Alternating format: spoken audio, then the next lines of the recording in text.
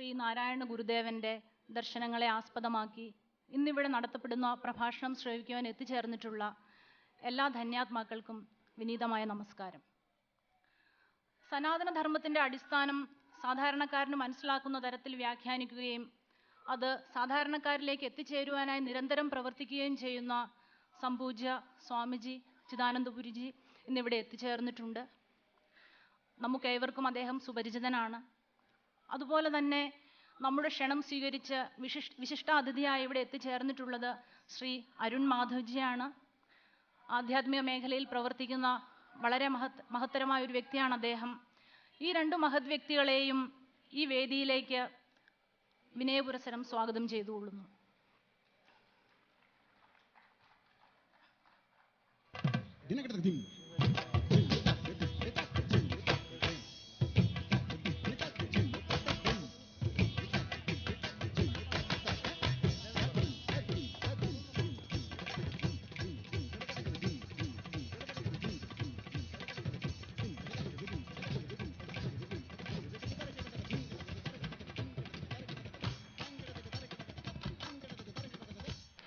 നമ്മുടെ ഇന്നത്തെ ഈ സന്ധ്യയെ തൻ്റെ പ്രഭാഷണം കൊണ്ട് നമ്മളുടെ അജ്ഞാനത്തിൻ്റെ മറകൾ നീക്കി ജ്ഞാനത്തിലേക്ക് നമ്മളെ ഏവരെയും നയിക്കുവാനായി ഒരു ചുവടുകൾ കൂടി മുന്നോട്ട് വയ്ക്കുവാനായി സഹായിക്കുവാനാണ് ഈ മഹത് വ്യക്തികൾ ഇന്നിവിടെ എത്തിച്ചേർന്നിട്ടുള്ളത്.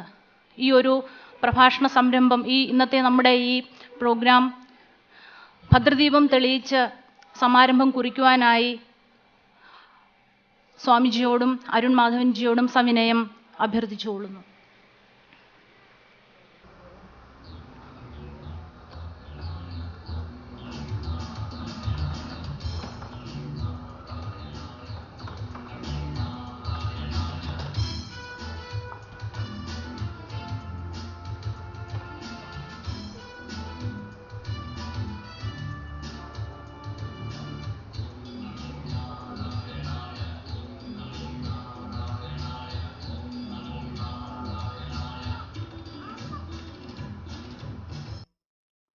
ഈശ്വരാനുഗ്രഹമാണ് ഏതൊരു കാര്യവും ഭംഗിയായി നിർവഹിക്കപ്പെടുവാനായി ഏറ്റവും അത്യാവശ്യമായി വേണ്ടത്. ഈശ്വര പ്രാർത്ഥനയ്ക്കായി ശ്രീ കല്യാണി നമ്പീശിനെ ക്ഷണിച്ചുകൊള്ളുന്നു. തിരുവും കൽവിയും ക്ഷീരം ഷിരപ്പും നിൻ തിരുവടി പുകൾ പാടും തിരവും നിൻ തിരുവടി പുകൾ പാടും തിരവും നൻപുരുവും ശീലവും ഭൂക്കവും താഴ്വുരാய் ഉണരും തந்து எனக்குள்ள தமந்தவா குருவும் தேவுமாகி குறைகுள் தீர்க்கும் குணப்பெரும் குன்றமே பெருகும் ஷிண்டே விலக கஜானனயுதம் சித்தி விநாயக வல்லனே சித்தி விநாயக வல்லனே வேழமுகத்த விநாயகனே வந்தருள்வாய் கணநாயகனே வேழமுகத்த விநாயகனே வந்தருள்வாய் கணநாயகனே வேழமுகத்த விநாயகனே வந்தருள்வாய் கணநாயகனே வேத்ய நிவாரணதாயகனே வீதக சிவதருள் பாலகனே சந்நிதி வந்தே முன்னையே கண்டே முன்னவனே கணநாயகனே ஆர்த்தி முகா பெருமானுய கடையே நீர்த்தமருள் கணநாயகனே கணநாயகனே ഗണനായകനേ.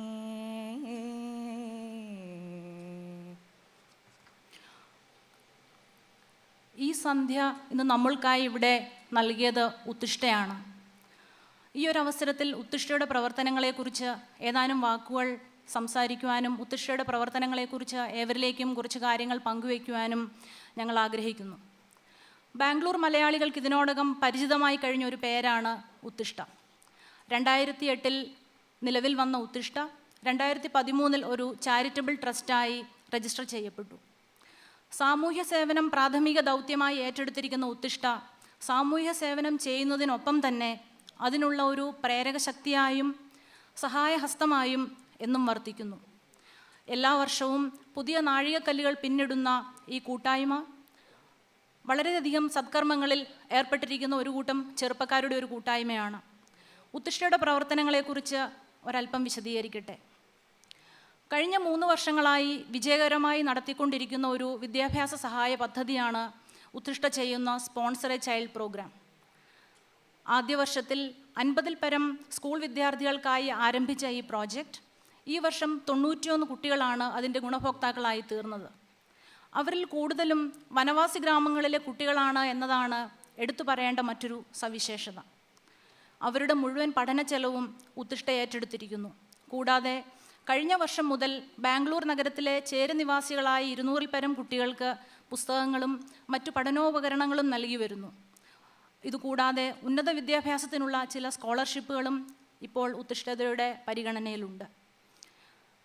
സാമൂഹ്യ സേവന രംഗത്ത് സ്തുത്യർഹമായ നിലയിൽ പ്രവർത്തനം കാഴ്ചവെക്കുന്നവയും എന്നാൽ അധികം അറിയപ്പെടാത്തവയുമായ വളരെ ചെറു കൂട്ടായ്മകൾ നമ്മുടെ കേരളത്തിലുണ്ട്.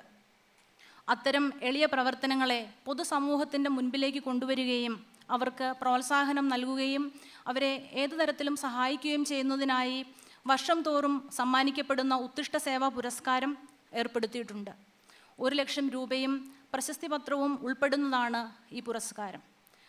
2012-ൽ തിരുവനന്തപുരം കോട്ടൂർ വനപ്രദേശത്ത് സ്കൂൾ നടത്തുന്ന അഗസ്ത്യ ബാലസംസ്കാര കേന്ദ്രത്തിനും 2013-ൽ അട്ടപ്പാടിയിലെ സ്വാമി വിവേകാനന്ദ മെഡിക്കൽ മിഷനും 2014-ൽ കൊല്ലം ജില്ലയിലെ സാന്ത്വനം സേവാകേന്ദ്രത്തിനും ഈ പുരസ്കാരം സമ്മാനിക്കപ്പെട്ടു. ശ്രീ രാഹുൽ ദ്രാവിഡ്, ശ്രീ രവിശങ്കർജി, ശ്രീമതി മാലതി കെ ഹൊള്ള എന്നിവരാണ് യഥാക്രമങ്ങൾ ഈ പുരസ്കാരദാനങ്ങൾ നിർവഹിച്ചത്. കാലാകാലങ്ങളിൽ നമ്മുടെ അടുത്ത് എത്തിച്ചേരുന്ന അഭ്യർത്ഥനകളിൽ നിന്നും അർഹിക്കുന്നവയെ തിരഞ്ഞെടുത്ത് കഴിയുന്നത്ര സേവനം എത്തിച്ചു കൊടുക്കാൻ ഉത്തിഷ്ഠ എന്നും മുൻപിലുണ്ട്. അത്തരത്തിൽ കഴിഞ്ഞ ഒരു വർഷത്തിനുള്ളിൽ വന്ന 2 മെഡിക്കൽ കേസുകളാണ് ശ്രീ അരുൺകുമാറിൻ്റേതും ശ്രീമതി മനീഷയുടേതും. ബാംഗ്ലൂരിലെ ജോലിസ്ഥലത്ത് വെച്ച് ഇലക്ട്രിക് ഷോക്കേറ്റ് 2 കൈകളും കാലുകളും നീക്കം ചെയ്യപ്പെടേണ്ടി വന്ന അരുൺകുമാർ എന്ന ചെറുപ്പക്കാരന് മാസം തോറും ഒരു നിശ്ചിത വരുമാനം കിട്ടത്തക്ക രീതിയിൽ 4 ലക്ഷം രൂപയുടെ ഒരു ഫിക്സഡ് ഡിപ്പോസിറ്റ് നൽകി ഉത്തിഷ്ഠ സഹായിക്കുകയുണ്ടായി. തലച്ചോറിൽ മാരകമായ വൈറൽ ഫീവർ ബാധിച്ച് അബോധാവസ്ഥയിൽ നിംഹാൻസിൽ പ്രവേശിക്കപ്പെട്ട ഒരു കൈക്കുഞ്ഞിൻ്റെ അമ്മ കൂടിയായ മനീഷയ്ക്ക് 2 ലക്ഷം രൂപയും അടിയന്തര സഹായമായി ഉത്തിഷ്ഠ നൽകുകയുണ്ടായി. ഉത്തിഷ്ഠ പ്രാധാന്യം കൊടുക്കുന്ന മറ്റൊരു മേഖല പ്രകൃതി സംരക്ഷണമാണ്. ഈ സുപ്രധാനമായ വിഷയത്തിൽ ഉത്തിഷ്ഠയുടെ പ്രവർത്തകർ പങ്കെടുത്ത 2 പ്രോജക്റ്റുകളാണ് മഹിമാപുരയിലെ കുമുദവതി നദി പുനരുജ്ജീവന പദ്ധതിയും നിളായനവും. ഈ വർഷം ആദ്യം നിളാതീരത്ത് സംഘടിപ്പിച്ച ആദ്യത്തെ ദേശീയ നദീ മഹോത്സവത്തോടനുബന്ധിച്ച് കേരളത്തിന് പുറത്തു നടന്ന 2 പ്രചരണ പരിപാടികളിൽ ഒന്ന് ബാംഗ്ലൂർ വെച്ച് ഉത്തിഷ്ഠയാണ് സംഘടിപ്പിച്ചത്. നിളായനം എന്ന ആ പരിപാടിയിൽ നിളാ നദിയെക്കുറിച്ചുള്ള ഒരു ഡോക്യുമെൻ്ററിയുടെ പ്രദർശനവും ഫോട്ടോ പ്രദർശനവും ശ്രീ MP സുരേന്ദ്രൻ്റെ വിജ്ഞാനപ്രദമായ പ്രഭാഷണം എന്നിവയും ഉണ്ടായിരുന്നു. ബാംഗ്ലൂർ പോലെയുള്ള ഒരു മഹാനഗരത്തിൽ പ്രതീക്ഷിക്കാവുന്ന പാശ്ചാത്യ സംസ്കാരത്തിൻ്റെ അതിപ്രസരത്തിന് നടുവിലും ഭാരതീയ കലകളുടെ ആഴവും സൗന്ദര്യവും പുതുതലമുറയ്ക്ക് കൂടി പരിചയപ്പെടുത്തി കൊടുക്കുവാനും അവയുടെ സാംസ്കാരിക പൈതൃകം ഊട്ടിയുറപ്പിക്കുവാനും ഉതകുന്ന ചില പരിപാടികളും ഉത്തിഷ്ഠതയുടേതായിട്ടുണ്ട്. അതിൽ ഏറ്റവും പ്രധാനപ്പെട്ടതാണ് വർഷം തോറും നമ്മൾ നടത്തിവരുന്ന കഥകളി സന്ധ്യ. ബാംഗ്ലൂരിലെ മലയാളികൾക്ക് തികച്ചും വളരെ നല്ലൊരു അനുഭവമാണ് കഥകളി സന്ധ്യയിലൂടെ ഉണ്ടായിക്കൊണ്ടിരിക്കുന്നത്. നമ്മുടെ പൈതൃകമായ കലാപാരമ്പര്യത്തിനെക്കുറിച്ച് പുതുതലമുറയ്ക്ക് അറിവുകൾ നൽകപ്പെടുവാനായി അത് വളരെയധികം സഹായിക്കുന്ന ഒരു പ്രോഗ്രാമാണ്. ഉത്തിഷ്ഠയുടെ മറ്റൊരു പ്രോജക്റ്റാണ് അഭയം ഹൗസിംഗ് പ്രോജക്റ്റ്. കഴിഞ്ഞ വർഷം ഇതേ വേദിയിൽ ധർമ്മപ്രഭാഷണത്തിനായി എത്തിയ സ്വാമിജി നൽകിയ നിർദ്ദേശത്തെ ഒരാജ്ഞയായി തന്നെ ഉത്തിഷ്ഠ ഉൾക്കൊള്ളുകയും അതിനായി പ്രവർത്തിക്കാൻ തുടങ്ങുകയും ചെയ്തിരിക്കുന്നു. അർഹതപ്പെട്ട ഒരു കുടുംബത്തിന് വർഷത്തിലൊരു വീട് നിർമ്മിച്ച് നൽകുവാനാണ് ഈ പ്രോജക്റ്റിലൂടെ ഉദ്ദേശിക്കുന്നത്. ഇപ്പോൾ തൊഴിൽ ചെയ്യാൻ കഴിയാതെ ദുരിതമനുഭവിക്കുന്ന കണ്ണൂരിൽ നിന്നുള്ള ഹരി എന്നൊരു തൊഴിലാളിയുടെ കുടുംബത്തെ ഈ വർഷത്തെ ഗുണഭോക്താവായി തിരഞ്ഞെടുക്കുകയും 3.5 ലക്ഷം രൂപ ചിലവ് വരുന്ന തുകയുടെ ആദ്യ ഗഡു നൽകുകയും ചെയ്തു. ഈ വർഷം അവസാനത്തോടെ വീടിൻ്റെ നിർമ്മാണം പൂർത്തിയാകുമെന്ന് പ്രതീക്ഷിക്കുന്നു. ആനുകാലിക പ്രാധാന്യമുള്ള മറ്റൊരു പ്രോജക്റ്റാണ് computer education for the underprivileged. കേരളത്തിലും ബാംഗ്ലൂരിലുമുള്ള നിരവധി ബാലബാലികാ സദനങ്ങളിൽ താമസിച്ച് പഠിച്ചുകൊണ്ടിരിക്കുന്ന കുട്ടികൾക്ക് ആധുനിക സാങ്കേതിക വിദ്യകളെ പരിചയപ്പെടാനും സമൂഹത്തിൽ മുന്നേറാനുമുള്ള ആത്മവിശ്വാസം ജനിപ്പിക്കുന്നതിനുമായിട്ടാണ് ഈ പ്രോജക്റ്റ് വിഭാവന ചെയ്തിരിക്കുന്നത്. പ്രവർത്തനക്ഷമമായ കമ്പ്യൂട്ടറുകൾ സംഭാവനയായി നൽകാൻ തയ്യാറുള്ളവരിൽ നിന്നും അവ സ്വീകരിച്ച് ബാലസദനങ്ങൾക്ക് എത്തിച്ചു കൊടുക്കുവാനും അവിടങ്ങളിൽ കമ്പ്യൂട്ടർ സാക്ഷരതാ ക്ലാസുകൾ ആരംഭം കുറിക്കുവാനും ഉത്തിഷ്ട ഉദ്ദേശിക്കുന്നു. ഈ പദ്ധതി അനുസരിച്ച് ഇതിനോടകം തന്നെ ഏതാനും കമ്പ്യൂട്ടറുകൾ നമുക്ക് കിട്ടുകയും അവ ഗുണഭോക്താക്കൾക്കായി എത്തിച്ചു കൊടുക്കുകയും ചെയ്തിട്ടുണ്ട്. നമ്മുടെ പരിചയത്തിലുള്ളവരുടെ കൈവശം ഇതിലേക്കായി സംഭാവന ചെയ്യുവാൻ തക്ക കമ്പ്യൂട്ടറുകളോ ആക്സസറീസോ ഉണ്ടെങ്കിൽ ഉത്തിഷ്ടയെ അറിയിച്ചാൽ തീർച്ചയായും അത് ഏറ്റെടുത്ത് ഈ സത്കർമ്മത്തിനു വേണ്ടി ഉപയോഗിക്കുവാൻ വേണ്ട എല്ലാ കാര്യങ്ങളും ഉത്തിഷ്ട ചെയ്യുന്നതായിരിക്കും. അതൊരു അഭ്യർത്ഥനയായി എല്ലാവരും കണക്കാക്കണമെന്നും അപേക്ഷിക്കുന്നു. ഞങ്ങളെ ബന്ധപ്പെടുവാനുള്ള ഇമെയിൽ ഐ ഡിയും ഫോൺ നമ്പറുകളും മറ്റു വിവരങ്ങളും ഉത്തിഷ്ടയുടെ വെബ്സൈറ്റിൽ ലഭ്യമാണ്. കൂടുതൽ വിവരങ്ങൾക്കായി ഉത്തിഷ്ടയുടെ ഏതെങ്കിലും പ്രവർത്തകരെ ബന്ധപ്പെടാം. എല്ലാ വിവരങ്ങളും അവരിൽ നിന്നും ലഭിക്കുന്നതാണ്. മറ്റൊരു പ്രധാനപ്പെട്ട പ്രോജക്റ്റ് ഉത്തിഷ്ട ഏറ്റെടുത്തു ചെയ്യുന്നത് inspirational talks and awareness programmes ആണ്. ഭാരതീയതയിൽ അഭിമാനം വളർത്തിയെടുക്കാൻ ഉതകുന്ന പ്രഗത്ഭന്മാരുടെ പ്രഭാഷണങ്ങൾ, ചർച്ചകൾ എന്നിവയും ഉത്തിഷ്ട നടത്തിവരുന്നു. Doctor N Gopalakrishnan, Shri Rajiv Malhotra, Shri J Nandakumar, Shri L Girish Kumar, പൂജ്യ സ്വാമിജി ചിദാനന്ദപുരി തുടങ്ങിയവർ ഉത്തിഷ്ടയുടെ പരിപാടികളിൽ പങ്കെടുത്ത് തങ്ങളുടെ ചിന്തകൾ പങ്കുവയ്ക്കുകയുണ്ടായിട്ടുണ്ട്. ഇത്തരം സാമൂഹികവും സാംസ്കാരികവുമായ പ്രവർത്തനങ്ങളിൽ ഉത്തിഷ്ട നിരന്തരം നിൽക്കുന്നു. എല്ലാവരുടെയും സഹായ സഹകരണങ്ങളും എല്ലാവരുടെയും ആശംസകളും ഉത്തിഷ്ടയോടൊപ്പം എന്നും ഉണ്ടാവുമെന്ന് വിചാരിക്കുന്നു. അതിനുവേണ്ടി ഈശ്വരനോട് പ്രാർത്ഥിക്കുകയും ചെയ്യുന്നു. ഇനി എൻ്റെ അടുത്ത ദൗത്യം നമ്മുടെ വിശിഷ്ടാതിഥിയെ ഇൻട്രൊഡ്യൂസ് ചെയ്യുക എന്നതാണ്. So now let me introduce our chief guest doctor Arun Madhavan ji. അദ്ദേഹത്തിനെക്കുറിച്ച് പറയുകയാണെങ്കിൽ സ്കൂൾ വിദ്യാഭ്യാസകാലം മുതലേ തൻ്റെ കഴിവ് തെളിയിച്ച ഒരു ബഹുമുഖ പ്രതിഭയാണ് ഡോക്ടർ അരുൺജി.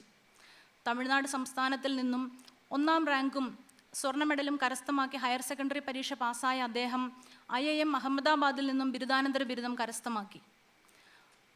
തുടർന്ന് 27 വർഷങ്ങൾ ബാങ്കിംഗ് രംഗത്ത് പ്രവർത്തിച്ച ശേഷം 75-76 കാലഘട്ടത്തിൽ പ്രധാനമന്ത്രിയുടെ മാതൃകാ വികസന സമിതിയിൽ അംഗമായി പ്രവർത്തിച്ചു. സാമൂഹ്യ ആധ്യാത്മിക മേഖലകളിൽ ആകൃഷ്ടനായ അദ്ദേഹം തൻ്റെ 45-ാം വയസ്സിൽ സ്റ്റാൻഡേർഡ് ചാർട്ടേഡ് ബാങ്കിലെ കോർപ്പറേറ്റ് ബാങ്കിംഗ് തലവൻ എന്ന ഉന്നത പദവിയിൽ നിന്നും സ്വയം വിരമിച്ച് വ്യക്തിവികാസ കേന്ദ്രയുടെ സ്ഥാപക ചെയർമാനായി പ്രവർത്തിക്കാൻ ആരംഭിച്ചു. Dynamic Indian of the millennium, doctor of science തുടങ്ങിയ നിരവധി പുരസ്കാരങ്ങൾ അദ്ദേഹത്തെ തേടിയെത്തി. 2009 ബീജിങ്ങിൽ വെച്ച് പ്രകാശനം ചെയ്യപ്പെട്ട അദ്ദേഹത്തിൻ്റെ എ ട്രിബ്യൂട്ട് ടു ട്രഡീഷൻ എന്ന പുസ്തകം ഇതിനോടകം തന്നെ പല ഇന്ത്യൻ ഭാഷകളിലേക്കും വിവർത്തനം ചെയ്യപ്പെട്ടിട്ടുണ്ട്. ആർട്ട് ഓഫ് ലിവിംഗ് പ്രസ്ഥാനവുമായി ബന്ധപ്പെട്ട് സാമൂഹ്യ രംഗത്ത് സജീവ സാന്നിധ്യമാണ് അദ്ദേഹം. യോഗവാസിഷ്ടത്തിനെ അടിസ്ഥാനമാക്കിയുള്ള അദ്ദേഹത്തിൻ്റെ സത്സംഗ പ്രഭാഷണങ്ങൾ വളരെ പ്രസിദ്ധമാണ്. അതിൽ പങ്കെടുക്കുവാൻ എനിക്കും ഭാഗ്യം ലഭിച്ചിട്ടുണ്ട്. നമ്മുടെ ക്ഷണം സ്വീകരിച്ച് ഇവിടെ എത്തിച്ചേർന്നിട്ടുള്ള അദ്ദേഹത്തിനോട് നമ്മൾ ഏറ്റവും അധികം കൃതാർത്ഥരാണ്. Sir, we express our sincere gratitude for your presence and request you to address the gathering.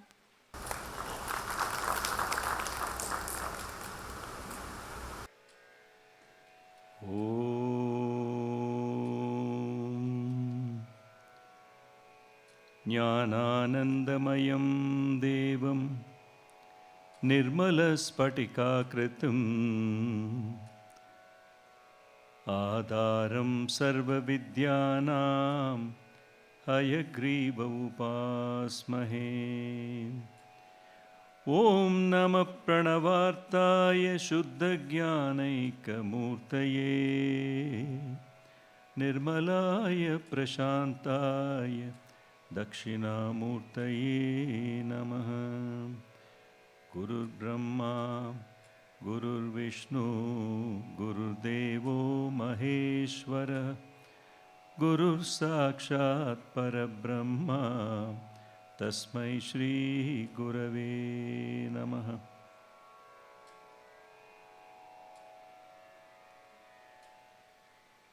Dr. Kamala, who is responsible for my presence here, she made two requests.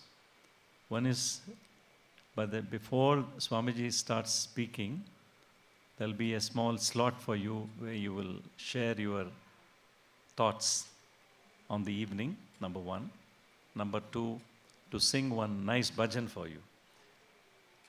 So first, we'll take up the topic which I have cherished, which I thought I will share it with you. Today's topic is on Narayana Guru. Am I right?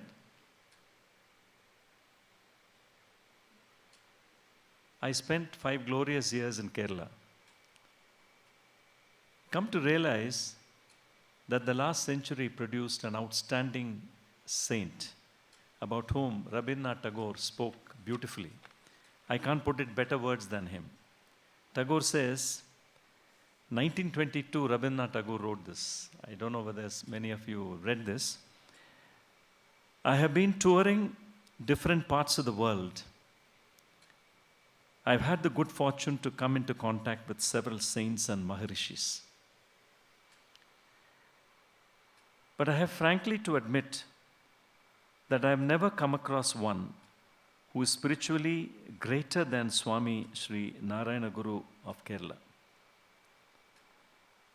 Nay, a person who is on par with him in spiritual attainment. I'm sure I shall never forget that radiant face illuminated by the self-effulgent light of divine glory and those magic yogic eyes finding their gaze on a far remote point in the distant horizon. Beautiful words, isn't it? From Tagore. Whether it is Mahatma Gandhi later, Swami Shivananda, or the great yogi travelogue, Romain Rolland, all of them spoke beautifully about Narayana Guru.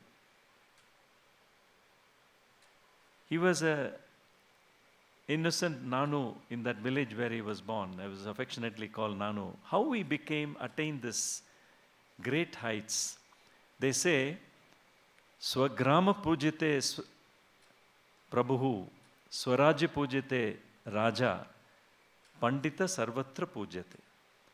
How did he attain this glory in his life? If you look at it, he formatted his life into one where he never cared much about himself, but for the others, compassion. Compassion is a deeply engraved aspect of the consciousness Brahman. You can see how the Brahman works. It takes trillions and trillions liters of salt water from the ocean and converts it into pure water and showers it. Whether you pray to the divine or not, it doesn't matter. Whether you're a astika or an astika, it doesn't matter. Whether you are an urban dweller or the forest area where the plants are craving for water, it gives it in abundance. Compassion, consideration, cooperation. These 3 qualities. And his intense thirst for learning from other saints of his times, of his earlier times. Like he was very much influenced by Thiruvalluvar, just as much as Thirukkural influenced the life of late President Abdul Kalam. He was influenced by Thirukkural, Ramalinga Adigalar, and all the Maharishis of the times. In the end, he asked himself this question: if Brahman were to be one, it is common in all of us. How can there be a distinction in the status and hierarchy? He asked this question, and he stood by that question till the end. And in the process, he brought about a glorious transformation in Kerala. And I really bow down to his memory. And we should be grateful that we are living as humans in a beautiful country called Bharat. They say, Jantunam Narajanmam Durlabham. To be born as a human is difficult, and to be born in India is very, very difficult, and to the southern part is even more a premium for it. There's a big queue of souls waiting to be born in India. Anybody born in India, it doesn't matter which religion he belongs to, whether it's a Hindu or a Christian or a Islam faith, it doesn't matter. Anybody born in India belongs to a Rishi Parampara. Please keep this in mind. Otherwise, you won't get a birth here. Somebody asked me this question, why are you so passionately putting across this viewpoint? I said, look at Australia, big country. How many souls want to be born there? Number one. Look at the queue that is waiting to be born in India and China, because the high energy place. How this energy was built up by people like Narayana Guru of his time. So with this tribute, he brought bhakti in his way of looking at things, and I just wrote down a few lines inspired by my Guru, Sri Ravi Shankar Ji. He says, when bhakti enters food, food becomes prasad, isn't it so? When bhakti enters hunger, what does it become? It becomes fasting. When bhakti enters travel, what happens? Travel becomes yatra, a pilgrimage. When bhakti enters music, music becomes kirtan. When bhakti enters a house, house becomes a temple. When bhakti enters actions, actions become seva. Now this is exactly what influenced Sri Narayana Guru. His seva approach to people, thinking beyond oneself, contributed to his elevation as to be celebrated by none other than Rabindranath Tagore in such glorious terms which I shared with you. With this, I know I am conscious that I am standing between you and Swamiji for his talk. So I am going to invite the ladies who sang with me to come on the stage. Please come.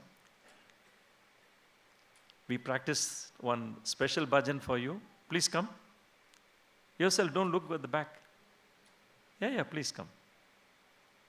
There were 5 ladies.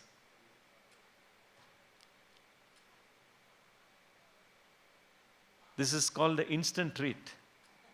Wonderful. Are you all, they will also sing and you also should join in. Will you all share this bhajan with me? This was composed and sung by me in one of my favorite albums dedicated to the art of living called Celestial Nectar, Ten Amudam. Shankara Chandrasekhara Gangadhara Sumanohara Shankara Chandrasekhara Gangadhara Sumanohara Pahimam Abhayankara Mrityunjaya Visveshwara Pahimam Abhayankara Mrityunjaya Visveshwara Shankara Chandrasekhara Gangadhara Sumanohara Neelakanta Palanetra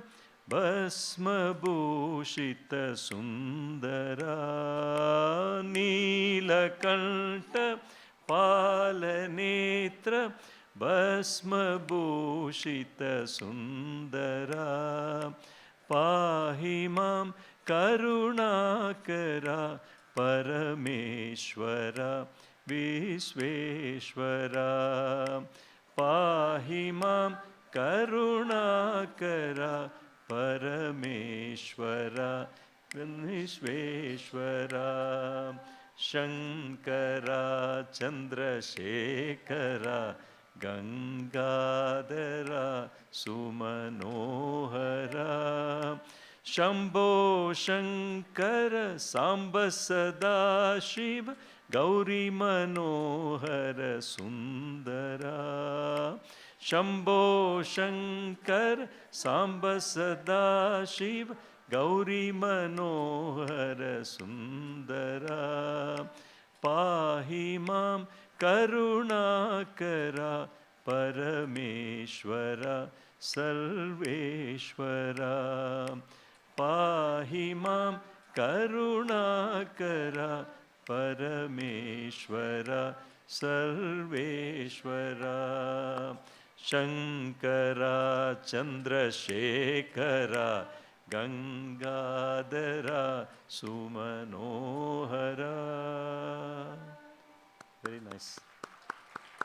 I just practiced with them for just one round, that's it. Thank you very much, ladies. So at the end of the Upanyasam on Ramayana Katha, Swamiji, like him, asked this audience like you, all these days we spoke about the greatness, the human values which Rama carried, and then about the Rajasic personality called Ravan. If we were to take, I am going to present you with the murtis of two of them, Ram, Murti of Ram, Murti of Ravan. Which one would you all carry home? What is the response from the audience? Little louder? Little louder? That is how the audience responded. In one voice, the entire auditorium. Oh, that's wonderful, the Swamiji said. Then he looked at them again. What if I were to tell you that the Murti of Ram is made of wood and the Murti of Ravan is made of 24 karat gold? Which one would you carry home? There's complete silence in the assembly, like the silence here. Then the Swamiji said, life goal, like Swami Vivekananda in front of me is saying, talks about arise, awake, and stop not till the goal is reached. That goal is a fulfillment spiritually. Very important. Spiritual fulfillment is a prerequisite for such an eventuality. Now, for which purpose, what we need to do is to keep company with the 4 gatekeepers on the realm of moksha, as Vasishtha tells Rama in his Rama Gita, otherwise called Yoga Vasishtha. Now, in Yoga Vasishtha, he talks about 4 gatekeepers. Who are they? First is self-control. First, he says, don't aspire. Vasishtha tells Rama in very, very, very emphatic terms, the aspiration of a human should be not for the heaven, but for Vaikuntha, for moksha, liberation. And he gives tips how we can live this life, human life, as a liberated human, like a Jivan Mukta itself. But he points out, he prepares Rama with these tips, very powerful tips. He says there are 4 gatekeepers of the realm of moksha. The first one is self-control. The second is contentment, tripti, santosha. And the third is atma vichara, constantly sitting with the question of, why am I here? What is this goal which Vivekananda talks about? Sit with that, contemplate with that question. So beautiful. At a young age, he spoke so much. Unless he was Siddha Purusha, it was not possible. So this country is the only abode where the Siddha Purushas lived, they are living, and they will continue to live. And then the 4th one, very important one, which we are going through right now, is Satsanga. That's why whenever I get a call from any forum that there is going to be a Satsanga today, I always say, I'll reschedule my events to be there, because I take this very seriously in my life. My wife and I are passionate about this, and this particular path was clearly laid out for me by my Guru, Sri Sri Ravi Shankar, and he does the Satsanga every day. And it's so important that music should be there, Nada Brahmam should be there. And why? I'll tell you, before I complete my talk, I'll tell you why in Satsanga that is required. Nada Brahmam should be resounding in the assembly. Like the invocation itself is a starting point. For the last 25, 30 years, I am engaged in a research on the efficacy of ragas in the human body.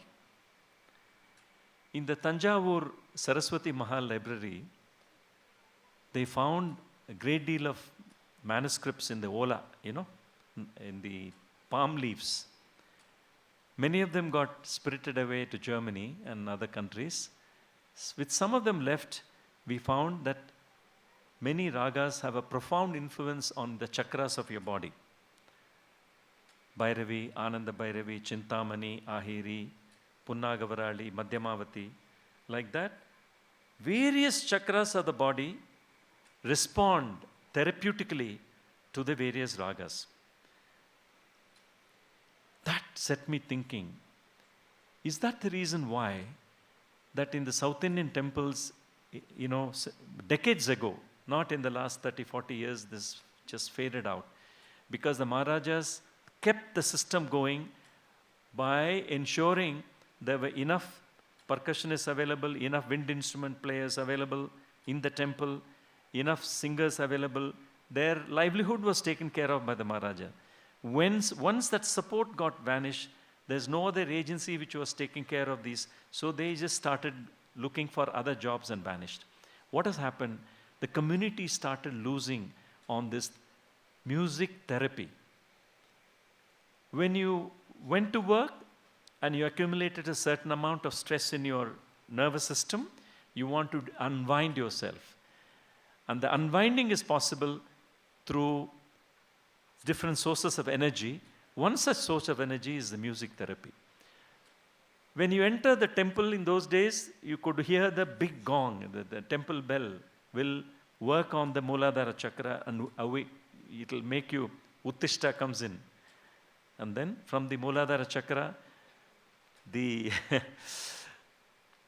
other chakras get influenced by percussion instruments, and the upper regions with the wind instruments like Nayanam, Nadashwaram, flute, violin, veena, all these instruments were at play. And there was a place separately allocated for this satsangams to happen in the temples. If you go to, I am closely involved with that work that's going on in Tiruvattar. You must have, how many of you know about Tiruvattar? Adikeshwar temple. And I was surprised, there's a Yagashala, separate, the Maharajas allocated separate places for that. So once we started losing that, we have no other way of making up for it except for assemblies like this, where I'm very glad you got good singers to come and sing. Good invocation. Congratulations to her. And with this introduction, let me take leave.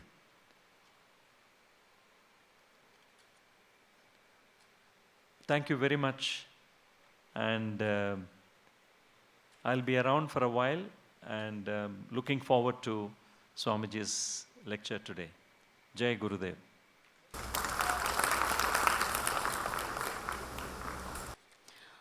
നമ്മുടെ ജീവിതത്തിൻ്റെ ആത്യന്തികമായ ലക്ഷ്യം എന്തായിരിക്കണമെന്ന് ചുരുങ്ങിയ വാക്കുകളിലൂടെ നമ്മൾക്ക് പകർന്നു നൽകിയ ശ്രീ അരുൺ മാധവൻജിക്ക് എല്ലാവിധ നമസ്കാരങ്ങളും. അദ്ദേഹത്തിന് ചെറിയൊരു ഉപഹാരം നൽകി അദ്ദേഹത്തിനെ അനുഗ്രഹിക്കുവാനായി സ്വാമിജിയോട് വിനയപുരസരം പ്രാർത്ഥിച്ചുകൊള്ളുന്നു.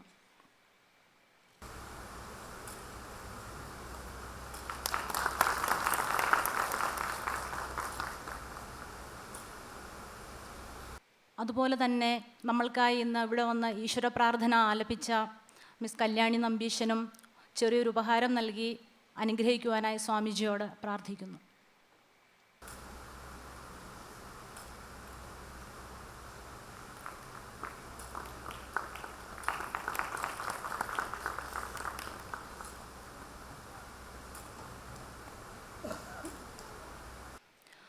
തൻ്റെ സത്യദർശനം ഗുരുദേവൻ വ്യക്തമായി അവതരിപ്പിച്ചിട്ടുണ്ട്.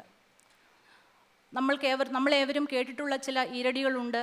പരയുടെ പാല് നുകർന്ന ഭാഗ്യവാന്മാർക്ക് ഒരു 10,000 ആണ്ടൊരല്പനേരം എന്നും, അതുകൂടാതെ അവനവൻ ആത്മസുഖത്തിനാചരിക്കുന്നവ അപരന് സുഖത്തിനായി വരയണം എന്നും മറ്റും തുടങ്ങിയ ഈരടികൾ അദ്ദേഹത്തിൻ്റെ സത്യദർശിത്വവും സമദർശിത്വവും എടുത്തു കാണിക്കുന്നു.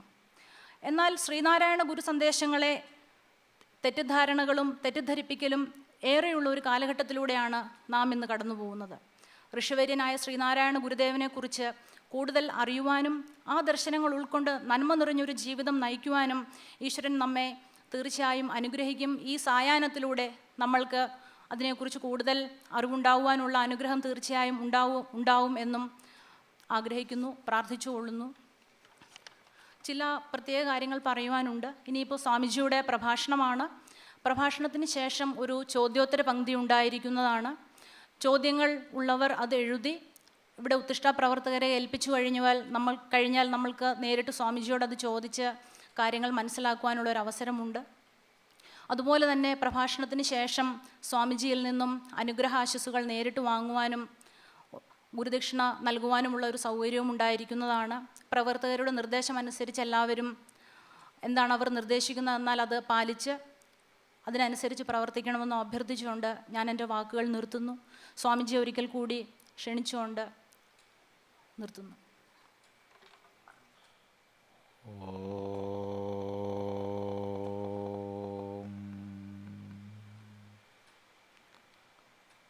ഗുരുർബ്രഹ്മ ഗുരുർവിഷ്ണു ഗുരുർദേവോ മഹേശ്വരഃ ഗുരു സാക്ഷാത് പരം ബ്രഹ്മ തസ്മൈ ശ്രീ ഗുരവേ നമഃ. ഓം സദാശിവസമാരംഭാം ശങ്കരാചാര്യമധ്യമാം അസ്മദാചാര്യപര്യന്താം വന്ദേ ഗുരുപരമ്പരാം.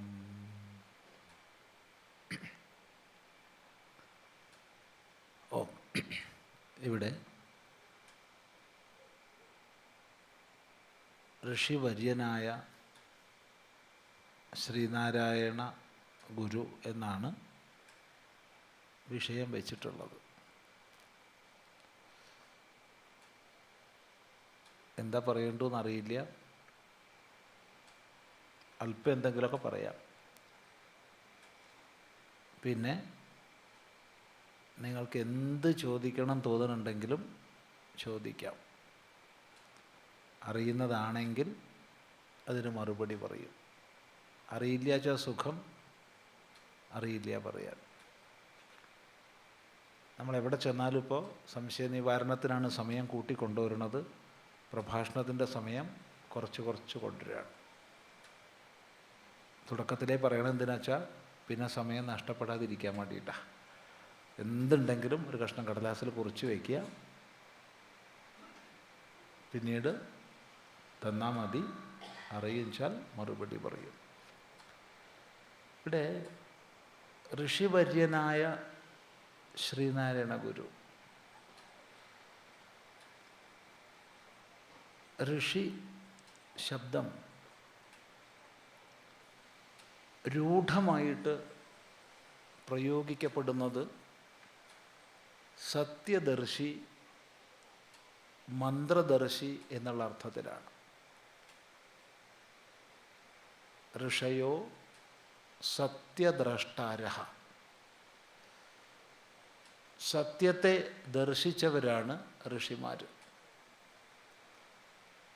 ഋഷയോ മന്ത്രദ്രഷ്ടാരഃ, ഋഷിമാർ മന്ത്രങ്ങളെ ദർശിച്ചവരാണ്. ഇതാണ് യാസ്ക മഹർഷിയും സായണാചാര്യരും ഒക്കെ വേദവ്യാഖ്യാന സന്ദർഭങ്ങളിൽ നൽകുന്ന അർത്ഥം.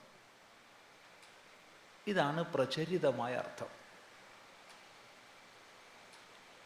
എന്നാൽ ഋഷി ശബ്ദത്തിൻ്റെ ധാതു ചിന്തിച്ചാൽ മറ്റൊരർത്ഥമാണ്.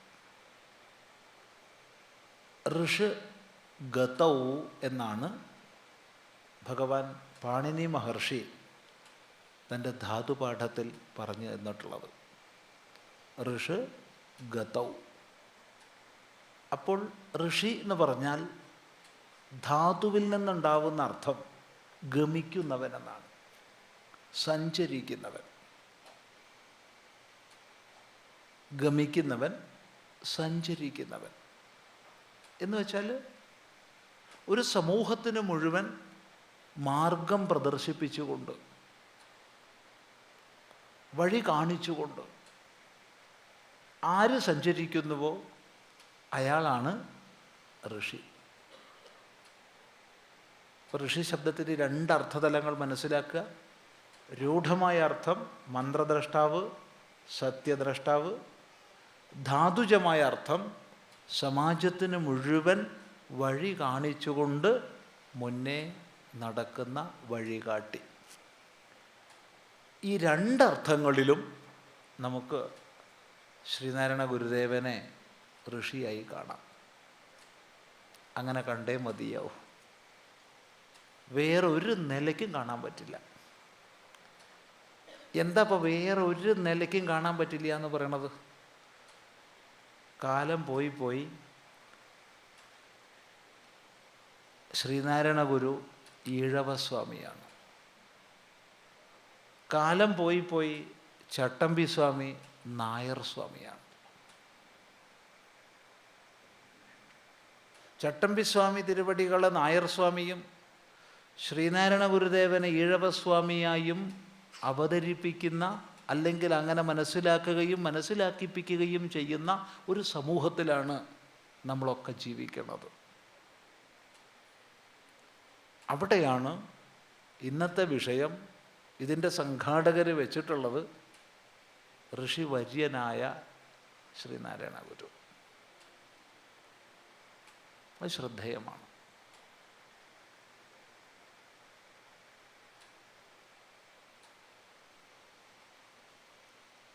കാരണം ഒരു മഹാത്മാവിനെ, ആ മഹാത്മാവിൻ്റെ മഹത്വത്തെ ഉൾക്കൊണ്ട് ആദരിക്കാൻ ശ്രമിക്കാതെ നമുക്ക് നാം ഇച്ഛിക്കുന്ന തലത്തിലേക്ക് വ്യാഖ്യാനിക്കാൻ ഒരു താത്പര്യത്തോടു കൂടിയാണ് പൊതുവെ സമൂഹത്തിൻ്റെ ഗതി. ഈ ഗതി വിഗതിയാണ്.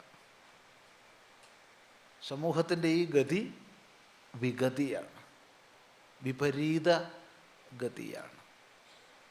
അതുകൊണ്ട് നമുക്ക് ഗുരുദേവനെ അല്പം ഒന്നരികിൽ പോയി ശ്രദ്ധിക്കാം. ഇവിടെ ഗുരുദേവൻ്റെ ജീവചരിത്രത്തെ വിസ്തരിച്ച് പറയാനല്ല ഉദ്ദേശിക്കുന്നത്. അങ്ങനെയും ആകാം വേണമെങ്കിൽ, ജീവചരിത്രം വിസ്തരിച്ചൊക്കെ പറഞ്ഞു പോവാം. സന്ദർഭവശാൽ വല്ലതും വന്നാൽ പറയാം. അതിലുപരി ആരായിരുന്നു അവിടുന്നൊന്ന് നോക്കി കാണുക.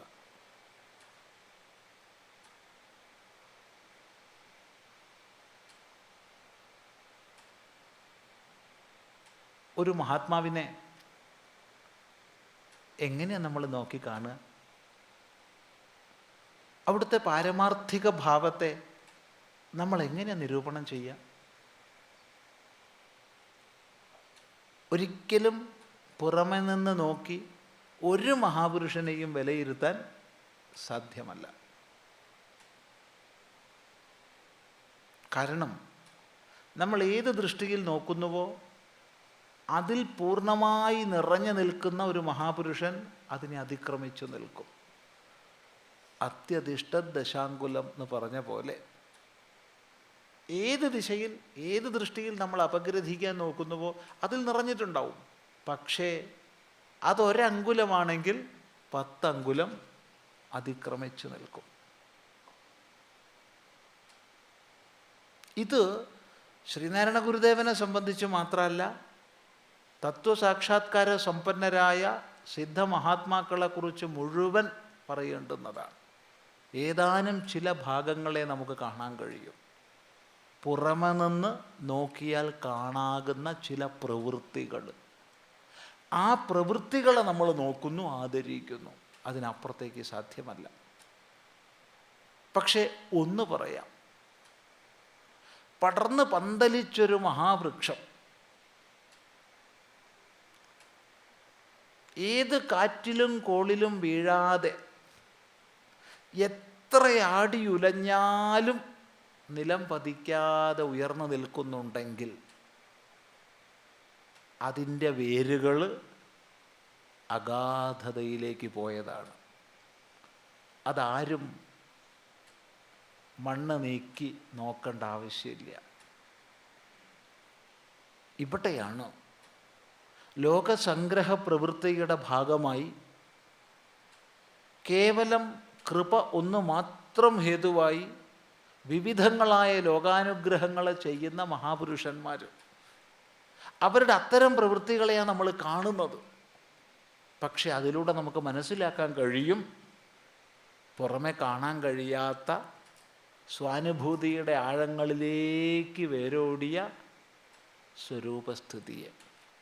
ആ സ്വരൂപസ്ഥിതിയിൽ ഇരുന്നു കൊണ്ടാണ് എല്ലാ മഹാപുരുഷന്മാരും ലോകസംഗ്രഹ പ്രവൃത്തികളെ ചെയ്തിട്ടുള്ളത്.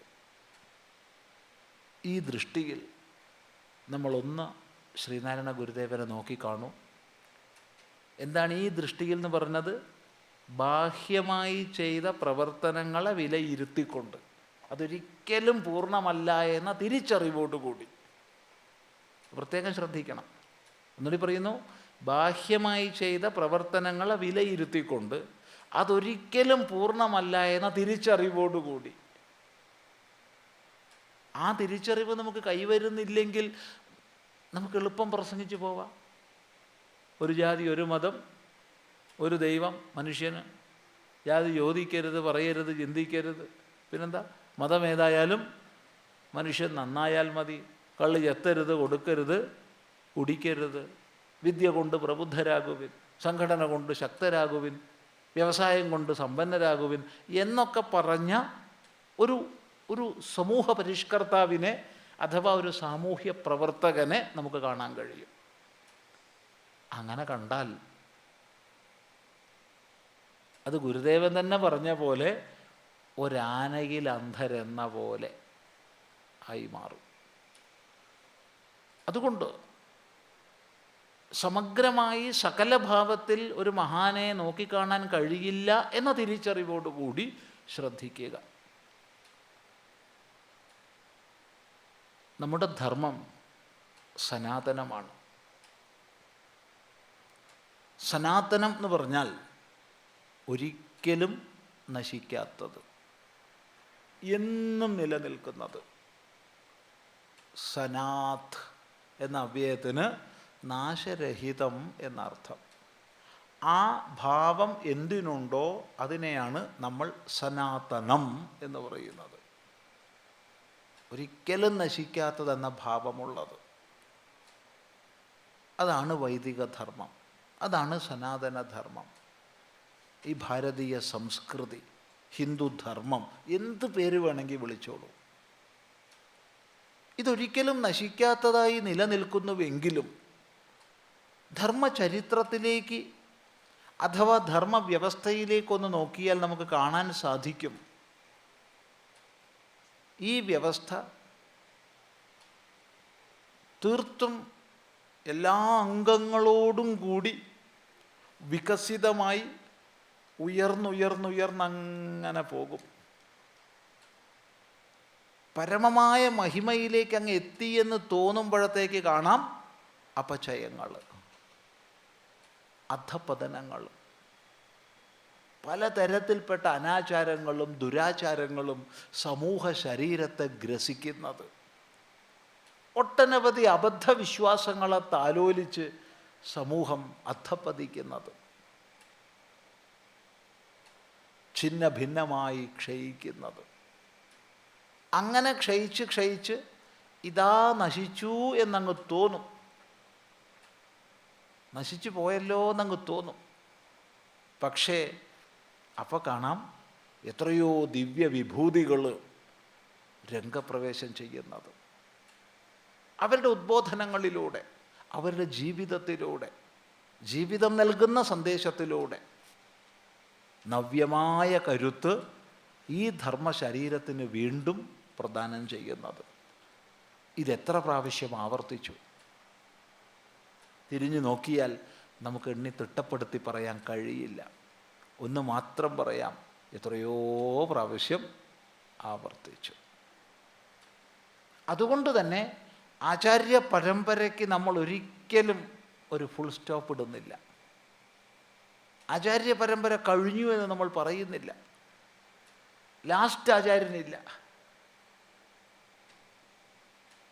നാരായണ സമാരംഭം അഥവാ സദാശിവ സമാരംഭം എന്നൊക്കെ ഈശ്വരനിൽ ആരംഭിക്കുന്ന, അനാദിയായി ആരംഭിക്കുന്ന ഗുരുപരമ്പരയെ, ഋഷി പരമ്പരയെ നമ്മൾ കാണുന്നു. ഓരോ വ്യക്തിയും അസ്മദാചാര്യ പര്യന്തം എന്ന് പറയുമ്പോൾ തൻ്റെ ആചാര്യനിൽ എത്തി നിൽക്കുന്നു. അത് തുടരുക തന്നെ ചെയ്യും. ഈ അനാദ്യനന്തമായി തുടരുന്ന ഗുരുപരമ്പര, ആചാര്യ പരമ്പര, മഹാപുരുഷന്മാരുടെ ജ്ഞാനസിദ്ധന്മാരുടെ പരമ്പര, അത് നൽകിയ വീര്യം കൊണ്ട്, കരുത്തുകൊണ്ട്, ദിശാബോധം കൊണ്ട് വീണ്ടും നവ്യമായ കരുത്താർജിച്ച് ഈ ധർമ്മവ്യവസ്ഥ മുന്നോട്ട് പോകും.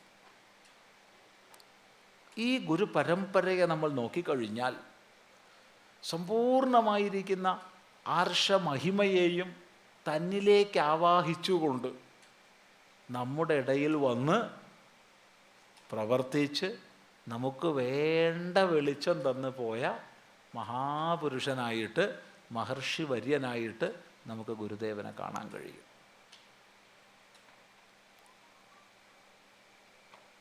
അനാദിയായ അദ്വൈത ജ്ഞാനത്തിൽ സ്വയം വിലയിച്ചിരിക്കെ തന്നെ അതത് കാലഘട്ടത്തിലെ ധർമ്മ സംസ്ഥാപന പ്രവൃത്തികളാണല്ലോ ഓരോ മഹാന്മാരും ചെയ്തിട്ടുള്ളത്. അതത് കാലഘട്ടത്തിലെ പ്രതിസന്ധി എന്താണോ, അതത് കാലഘട്ടത്തിലെ അജ്ഞാനത്തിൻ്റെ സൃഷ്ടി എന്താണോ, അതിനനുസരിച്ചാണല്ലോ എല്ലാ മഹാപുരുഷന്മാരും പ്രവർത്തിച്ചിട്ടുള്ളത്. അത്രയേ സാധിക്കൂ, അത്രയേ ചെയ്യുകയുമുള്ളൂ.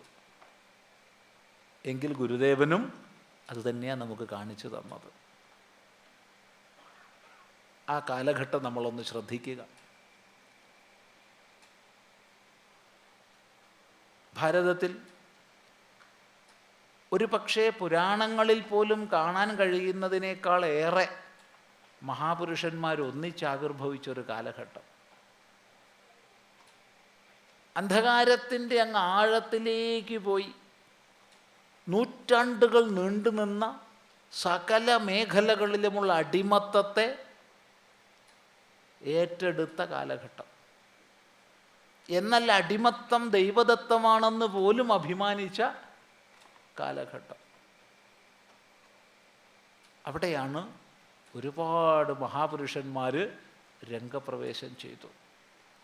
സംഗീതത്തിൻ്റെ, സാഹിത്യത്തിൻ്റെ, കലയുടെ, തത്വചിന്തയുടെ, ഇങ്ങനെ ചുരുക്കി പറയേണ്ട ആവശ്യമില്ല, വ്യത്യസ്തങ്ങളായ മേഖലകളിൽ അവരുടെ സംഭാവനകൾ അർപ്പിച്ച് ഈ ധർമ്മശരീരത്തെ പുനരുജ്ജീവിപ്പിച്ചു. ആ കൂട്ടത്തിൽ അദ്വിതീയമായ മഹിമയോടുകൂടി നമ്മൾ ശ്രീനാരായണ ഗുരുദേവനെ കാണുന്നു. ശാസ്ത്രബോധം തീർത്തും അസ്തമിച്ചു പോയ ഒരു സമൂഹ വ്യവസ്ഥ. അതുകൊണ്ട് തന്നെ അനാചാരങ്ങളും ദുരാചാരങ്ങളും എല്ലാ പ്രകാരത്തിലും സമൂഹ ശരീരത്തെ ഗ്രസിച്ച ഒരു കാലഘട്ടം. മനുഷ്യനെ തിരിച്ചറിയാത്ത അവസ്ഥാവിശേഷം.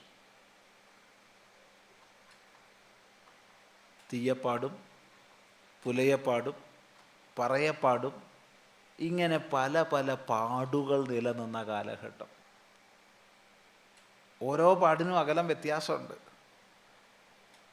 പറയപ്പാടെന്നൊക്കെ പറഞ്ഞു കഴിഞ്ഞാൽ ക്രോശമാണ്. അതായത് ഒരു ഉച്ചത്തിൽ കൂവി വിളിച്ചാൽ എത്ര എവിടം വരെ ശബ്ദം കേൾക്കുമോ അതാണ് പറയപ്പാട്. അവിടെ നിന്ന് കൂക്കി വിളിച്ചോളണം. അതിനേക്കാൾ അടുത്താൽ തീണ്ടിപ്പോവും. ചിന്തിക്കുക. ഇങ്ങനെ മനുഷ്യനെ തിരിച്ചറിയാതെ നമ്മുടെ സമാജം അധപ്പതിച്ചപ്പോൾ ഇവിടെ മറ്റൊന്ന് സംഭവിച്ചിരുന്നു. ഈ അജ്ഞാനത്തെ, ഈ അന്ധകാരത്തെ മുതലെടുത്തുകൊണ്ട് വ്യാപകമായി മതപരിവർത്തനങ്ങൾ നടന്നു. വളരെ വ്യാപകമായിട്ട്.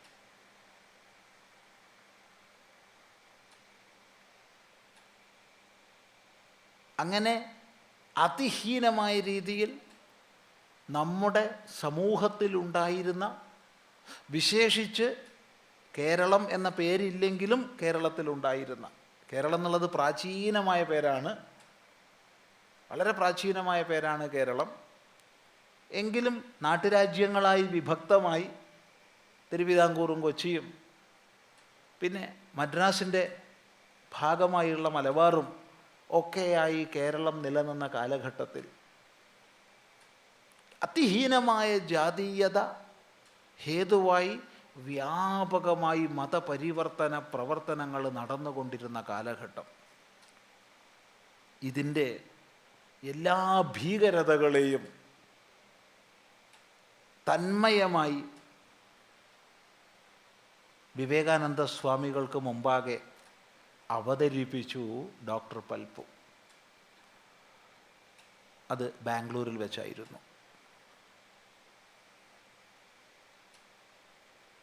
വിവേകാനന്ദ സ്വാമികൾ ഭാരതം മുഴുവൻ പരിവ്രജനം ചെയ്തുകൊണ്ടിരിക്കുന്ന കാലം. അന്ന് വിവേകാനന്ദ സ്വാമികൾ പ്രസിദ്ധനൊന്നുമല്ല, ഒട്ടും പ്രസിദ്ധനല്ല. ചിലപ്പോൾ വിവിധിഷാനന്ദ എന്നും മറ്റും പേരുകൾ ഉപയോഗിച്ചായിരുന്നു ആ പരിവ്രജനം. ഭാരതത്തിൻ്റെ തെക്കേ അറ്റത്തേക്ക് പോകണമെന്ന് സങ്കല്പം അവിടേക്കുണ്ടായിരുന്നു. അത് തിരുനെൽവേലി വഴി കന്യാകുമാരി ആയിരുന്നു ലക്ഷ്യം.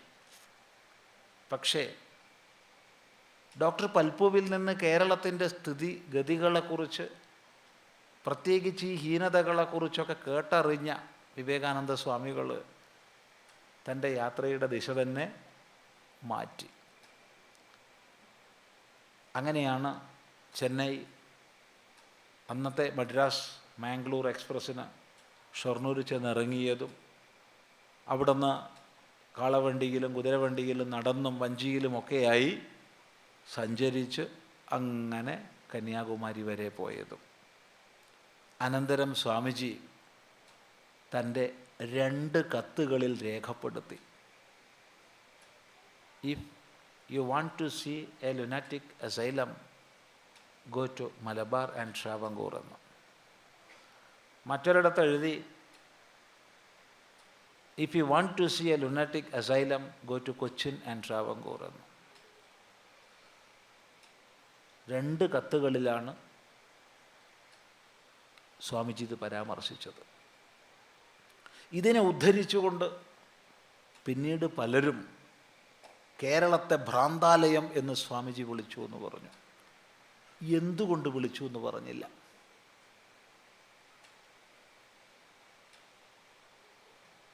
ഏതായാലും വിവേകാനന്ദ സ്വാമികൾ 1892 കേരളത്തിലൂടെ സഞ്ചരിച്ചത്. 1892. പിന്നീട്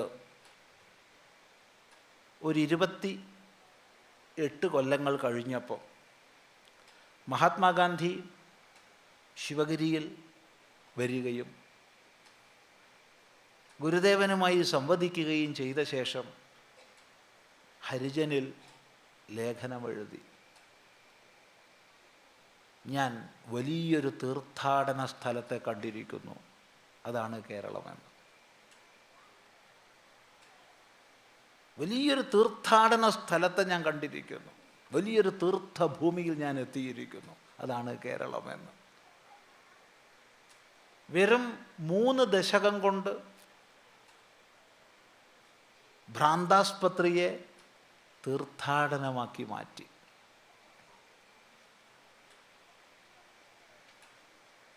ഇത് കേവലം ഗുരുദേവൻ്റെ മാത്രം പ്രവർത്തനമാണെന്ന് നമ്മൾ പറയുന്നില്ല. അങ്ങനെ പറഞ്ഞാൽ തെറ്റാണ്. ഒന്നുകൂടി പറയാം, ഈ ഭ്രാന്താലയത്തെ തീർത്ഥാലയമാക്കി മാറ്റിയത് കേവലം ശ്രീനാരായണ ഗുരുദേവൻ്റെ മാത്രം പ്രവർത്തന ഫലമാണെന്നൊന്നും പറയാൻ പറ്റില്ല. അങ്ങനെ പറഞ്ഞാൽ നമ്മൾ ചട്ടമ്പി സ്വാമി തിരുവടികളെ അവഗണിക്കുകയാവും, നമ്മൾ തൈക്കാട്ട് അയ്യാവിനെ അവഗണിക്കുകയായിരിക്കും, നമ്മൾ ശുഭാനന്ദ ഗുരുദേവനെ അവഗണിക്കുകയായിരിക്കും, നമ്മൾ നിർമ്മലാനന്ദ സ്വാമികളെ അവഗണിക്കുകയാവും, നമ്മൾ ബ്രഹ്മാനന്ദ ശിവയോഗിയെ അവഗണിക്കുകയായിരിക്കും. അത് വയ്യ. ഒരുപാട് മഹാപുരുഷന്മാർ പ്രവർത്തിച്ചു. പക്ഷെ നിസ്സന്ദേഹം പറയാം, അവരിൽ എന്തുകൊണ്ടും പ്രഥമഗണനീയനായിരുന്നു ശ്രീനാരായണ ഗുരുദേവൻ. അരുവിപ്പുറം പ്രതിഷ്ഠയെല്ലാം കഴിഞ്ഞ് സമ്മിശ്രഭാവത്തിൽ സമൂഹം അതിനെ ഉൾക്കൊണ്ട കാലഘട്ടത്തിൽ ഒരു സഞ്ചാരമധ്യത്തിൽ അല്പം പരിഹസിക്കാനായിക്കൊണ്ട് ഞങ്ങൾ കുറച്ച് ഉയർന്നവരാണ് എന്ന് അഭിമാനിച്ച ചിലർ അപ്പോൾ നാണു അല്ലേ എന്ന് ചോദിച്ചിരുന്നു. ചോദ്യം മനസ്സിലായി വിചാരിക്കുക. ഞങ്ങൾ കുറച്ച് ഉയർന്നവരാണെന്ന് സ്വയം അഭിമാനിക്കുന്ന ചിലർ ഗുരുദേവനോട് നേരിട്ട് ചോദിച്ചു, അപ്പോൾ നാണു അല്ലേ? ഗുരുദേവൻ്റെ ആദ്യത്തെ പേര് നാണു എന്നായിരുന്നല്ലോ. അതെ അതെ ന അണു എന്ന് പറഞ്ഞു. അതെ അതെ ന അണു. എന്താ അർത്ഥം? ന പ്ലസ് അണു നാണു. അണു എന്ന് പറഞ്ഞാൽ സൂക്ഷ്മം, ചെറുത്. അത്ര ചെറുതായി കണക്കാക്കണ്ട. നീയൊന്നും കണക്കാക്കുന്ന പോലെ അത്ര ചെറുതല്ല ഞാൻ. ന അണു. നോക്കണേ, അതായിരുന്നു നാരായണ ഗുരുദേവൻ. ന അണു, നാണുവായിരുന്നു. എന്നും നാണുവായിരുന്നു. ആ മഹതോ മഹീയാൻ എന്നുള്ള ഭാവത്തിൽ സ്വയം വിലയിച്ചവനായിരുന്നു. അതുകൊണ്ട് തന്നെയാണ് ഋഷിവര്യനാകുന്നത്. അല്ലായിരുന്നെങ്കിൽ സാമൂഹ്യ പരിഷ്കർത്താവേ ആകുമായിരുന്നുള്ളൂ. 1855 തിരുവനന്തപുരത്ത് ചെമ്പഴന്തിയിൽ വൈദ്യവൃത്തിയും മറ്റുമായി ബന്ധപ്പെട്ട ഒരു ഉയർന്ന ഈഴവ കുടുംബത്തിൽ ഗുരുദേവൻ ജനിച്ചു. ഈഴവ കുടുംബത്തിൽ എന്ന് പറയേണ്ടുന്ന സ്ഥിതി നേരത്തെ പറഞ്ഞതുപോലെ ഈഴവസ്വാമിയെ ചിത്രീകരിക്കാനല്ല, അവിടുന്ന് വളർന്നു വന്ന സാഹചര്യത്തെ ചൂണ്ടിക്കാണിക്കാനാണ്. സംസ്കൃത വിദ്വാൻമാരുടെ കുടുംബമായിരുന്നു അത്. അതുകൊണ്ട് തന്നെ ചെറുപ്പത്തിലേ സംസ്കൃതം പഠിക്കാൻ സാധിച്ചു, പ്രാഥമിക പാഠങ്ങൾ. പിന്നീട് ഗുരുകുലത്തിലും പഠനം പൂർത്തിയാക്കി അക്കാലത്ത് തെക്കൻ കേരളത്തിൽ ലഭിക്കാവുന്ന ഏറ്റവും വലിയ പാഠശാല അത് കരുനാഗപ്പള്ളി ആയിരുന്നു. അവിടെ അന്ന് ലഭിക്കാവുന്ന ഏറ്റവും വലിയ പാഠശാലയിൽ പോയി സംസ്കൃതം, വ്യാകരണം, സാഹിത്യം, തർക്കം, വേദാന്തം എല്ലാം പഠിച്ചു. ഇനി പഠിക്കാനില്ല എന്നുള്ള അവസ്ഥ വരെ പഠിച്ചു. പക്ഷേ പഠിക്കുമ്പോഴും അതിസൂക്ഷ്മമായ ഉപാസനാ നിഷ്ഠ അവിടുന്ന് കാണിച്ചിരുന്നു. അതിസൂക്ഷ്മമായ ഉപാസന നിഷ്ഠ. അവിടെയൊക്കെ നാണു തന്നെയായിരുന്നു. അതിനർത്ഥം മനസ്സിലാക്കുക. ഏതായാലും അവിടുത്തെ പഠനം പൂർത്തിയാക്കി തിരികെ എത്തി. പൊതുവെ ഒരു സ്ഥലത്ത് അടങ്ങിയിരിക്കുന്ന പ്രകൃതമല്ല. വിവാഹത്തിന് പലവിധ നിർബന്ധങ്ങൾ ചെയ്തപ്പോഴും അതിന് സമ്മതിക്കുന്ന പ്രകൃതവുമല്ല. എന്നാൽ ഇയാളെ ഒന്ന് വീട്ടിൽ കെട്ടിയിടണമല്ലോ എന്നുള്ള നിലയ്ക്ക് ആലോചിച്ച വീട്ടുകാർ തീരുമാനിച്ചത് രണ്ടായിരുന്നു. ഒന്ന്, എഴുത്തുപള്ളിക്കൂടത്തിൽ ആശാനാക്കിയിട്ട് ഒരു പള്ളിക്കൂടം വെച്ച് കൊടുക്കുക. ഇവിടെ ശ്രദ്ധിക്കണേ, പലപ്പോഴും ഈ മലയാളികൾ വളരെയധികം സ്വന്തം ഭാഷയെപ്പോലും അറിയാത്തവരായിട്ടാണ് ഇരിക്കുന്നത്. കാരണം ഈ പള്ളിക്കൂടം എന്ന് പറഞ്ഞാൽ പലരും മനസ്സിലാക്കിയിട്ടത് പള്ളിയായിട്ട് ബന്ധപ്പെട്ട കൂടെന്നാണ്. അപ്പോൾ പള്ളി എന്താണെന്ന് ചോദിച്ചപ്പോൾ ഒരാൾ പറഞ്ഞു, അത് സ്വാമി കേരളത്തിൽ വിദ്യാഭ്യാസ പ്രവർത്തനങ്ങൾ ചെയ്തത് ക്രിസ്ത്യൻ മിഷണറികളാണ്.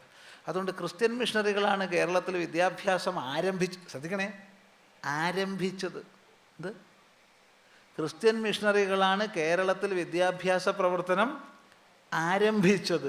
അതുകൊണ്ട് പള്ളികളോട് ചേർന്നായിരുന്നു വിദ്യാലയങ്ങൾ. അതുകൊണ്ടാണ് പള്ളിക്കൂടമെന്ന് പേര് വന്നത്. എന്തൊരു കഷ്ടം എന്നാലോചിച്ച് നോക്കണം. പൂന്താനവും മേൽപ്പത്തൂർ നാരായണ ഭട്ടതിരിപ്പാടും തുഞ്ചനും കുഞ്ചനും ചെറുശ്ശേരിയും ഇനി വേണ്ട. ഗണിതശാസ്ത്രത്തിൽ അദ്വിതീയനായിരുന്ന സംഗമഗ്രാമ മാധവനും അദ്ദേഹത്തിൻ്റെ പേരിൽ അദ്ദേഹം കണ്ടുപിടിച്ച കണ്ടെത്തല ഇന്നിപ്പോൾ സ്കൂളുകളിലൊക്കെ പേരൊക്കെ മാറ്റി പൈതഗോറസ് തിയറം എന്നൊക്കെ പഠിപ്പിക്കണത്. അങ്ങനെയുള്ള പരമാചാര്യൻ വരെ ക്രിസ്ത്യൻ മിഷണറി വന്നിട്ട് തുടങ്ങിയതിന് ശേഷമാവും പഠിച്ചിട്ടുണ്ടാവുക. അല്ല പറയാൻ വയ്യേ, കാലത്തിൻ്റെ പോക്ക് അങ്ങനെയാണ്. പള്ളി പറഞ്ഞാൽ ആരാധനയായി ബന്ധപ്പെട്ട് ഉപയോഗിക്കണ ശബ്ദമാണ് തമിഴ് ഭാഷയിലും മലയാള ഭാഷയിലും. അങ്ങനെയാ പള്ളിക്കുറുപ്പും പള്ളിവേട്ടയും ഒക്കെ ഉണ്ടായത്. അല്ലാതെ പള്ളിവേട്ട പറഞ്ഞ അമ്പലത്തിൽ ക്രിസ്ത്യാനി വന്ന് കയറിയ ശേഷം ഉണ്ടായ വേട്ടയല്ല, അത് പള്ളിവേട്ടയാണ്. ഭഗവാൻ പള്ളിക്കുറുപ്പ് കൊണ്ടുവന്നാണ് പറയുക. ഇപ്പോൾ പള്ളിക്കുറുപ്പ്, പള്ളിവേട്ട തുടങ്ങി പള്ളി ശബ്ദം ഈശ്വരാരാധനയുമായി ബന്ധപ്പെട്ടതുമാണ്. ഈശ്വരാരാധനയുമായി ബന്ധപ്പെട്ട ശബ്ദമായതുകൊണ്ടാണ് ക്രിസ്ത്യൻ ദേവാലയങ്ങൾക്ക് കേരളത്തിൽ പള്ളി എന്ന് പേര് വന്നത്. യൂറോപ്പിൽ പള്ളിയല്ല, അമേരിക്കയിൽ പള്ളിയല്ല, അത് ചർച്ചാണ്. അല്ലെങ്കിൽ അവിടെ പള്ളി എന്ന് പറയേണ്ടതായിരുന്നു. നോക്കണേ, ഈ നേരെ വിപരീതാർത്ഥം പറയണതിനും വേണ്ടി ഒരു കണക്ക്. അവിടുന്ന് ഇങ്ങോട്ട് വന്നതായിരുന്നു വെച്ചാൽ യൂറോപ്പിലും അമേരിക്കയിലും ഒക്കെ പള്ളിയാവേണ്ടിയിരുന്നു. അവിടുന്ന് പള്ളിയില്ല. ഈശ്വരാരാധനയുമായി ബന്ധപ്പെട്ട സങ്കേതങ്ങൾക്ക് പള്ളി എന്ന് പറഞ്ഞു വന്നു. ഈശ്വരാരാധനയുടെ ഏറ്റവും വലിയ സ്ഥാനമാണ് വിദ്യാലയം. കാരണം സരസ്വതിയുടെ ക്ഷേത്രമാണ്. സരസ്വതി ക്ഷേത്രമായതുകൊണ്ടാണ് പള്ളിക്കൂടായത്. അത് ശ്രദ്ധിക്കുക. അങ്ങനെ എഴുത്തുപള്ളിക്കൂടത്തിൽ ആശാനായി കുറച്ചു കാലമൊക്കെ പ്രവർത്തിച്ചു എന്നുള്ളത് ശരിയാണ്. പക്ഷേ അതിലൊന്നും ഒതുങ്ങുന്ന പ്രകൃതമല്ല. എന്നിരിക്കലും നിർബന്ധത്തിന് വഴങ്ങി അമ്മയോട് എതിർത്ത് പറയാൻ വയ്യ. അമ്മ നാണുവിനൊരു ദൗർബല്യം തന്നെയായിരുന്നു. എന്നാൽ ശരി, വിവാഹമാവട്ടെ എന്ന അവരുടെ നിർബന്ധത്തിന് എതിര് പറയാൻ കഴിഞ്ഞില്ല, അനുകൂലവും പറഞ്ഞില്ല. പക്ഷേ അക്കാലത്ത് കല്യാണം കഴിച്ച് ചെക്കനൊന്നും അല്ല കൊണ്ടുവരിക, വീട്ടിലേക്ക് കൂട്ടിക്കൊണ്ടിരുന്നത് വീട്ടുകാരാണ്. ഭാര്യയെ കൊണ്ടുവരുമ്പോഴത്തേക്ക് ഭർത്താവ് സ്ഥലം വിട്ടിട്ടുണ്ട്, കണ്ടിട്ടേ ഇല്ല. വേറൊരു വിഭാഗം പറയുന്നു കല്യാണ ആലോചന നടന്നിട്ടേ ഉള്ളൂ, പെണ്ണിനെ കൊണ്ടുവരലുണ്ടായിട്ടില്ല എന്നും പറയുന്നു. നമുക്കറിയില്ല. ഏതായാലും ആള് സ്ഥലം വിട്ടു. പിന്നെ കുറേ കാലം എവിടെയായിരുന്നു? പിൽക്കാലത്തെ ഗുരുദേവൻ്റെ സംഭാഷണങ്ങളിൽ നിന്ന് നമ്മൾ മനസ്സിലാക്കി കൊടും തപശ്ചര്യകളിലായിരുന്നു. തിരുവനന്തപുരത്തിൻ്റെ പ്രാന്തപ്രദേശങ്ങളിൽ, വേളി, കൊച്ചുവേളി പ്രദേശങ്ങളിൽ, പിൽക്കാലത്ത് വിക്രം സാരാഭായ് സ്പേസ് സെൻറ്ററിൻ്റെ ഒക്കെ അക്വയർ ചെയ്യപ്പെട്ട സ്ഥലം അക്കാലത്ത് കണ്ടൽക്കാടുകളും ഒഴിഞ്ഞ പ്രദേശങ്ങളുമാണ്. ആയിരക്കണക്കിന് ഏക്കർ ഭൂമി ഒഴിഞ്ഞ് കിടക്കുകയാണ്. കുറേ കണ്ടൽക്കാട്, കുറച്ച് ഒഴിഞ്ഞ സ്ഥലങ്ങൾ, വൃക്ഷങ്ങൾ, അങ്ങനെയുള്ള ധാരാളം സിദ്ധപുരുഷന്മാരുടെ തപസ്സികളുടെ വിഹാരസ്ഥാനമായിരുന്നു. അവിടെ അങ്ങനെ വിഹരിച്ചു. അങ്ങനെ വിഹരിക്കുന്ന കാലഘട്ടത്തിലാണ് സമാന സ്വഭാവത്തിൽ നിരന്തരം സഞ്ചരിച്ചു കൊണ്ടിരുന്ന കുഞ്ഞമ്പിള്ള ചട്ടമ്പിസ്വാമി തിരുവടികളുമായി ബന്ധപ്പെടുന്നത്. അവരുടെ സ്നേഹാദരപൂർവമായ ബന്ധം, പരസ്പര സ്നേഹം, പരസ്പരാദരവ്. എങ്കിലും തന്നേക്കാൾ സീനിയറായിട്ടുള്ള ചട്ടമ്പിസ്വാമിയോട് ഗുരുസമാനമായ ഭക്തി ആദരവും ശ്രീനാരായണ ഗുരുദേവനുണ്ടായിരുന്നു. ഇത് പറയുമ്പോൾ ചിലർക്ക് വിരോധം വരും കേട്ടോ.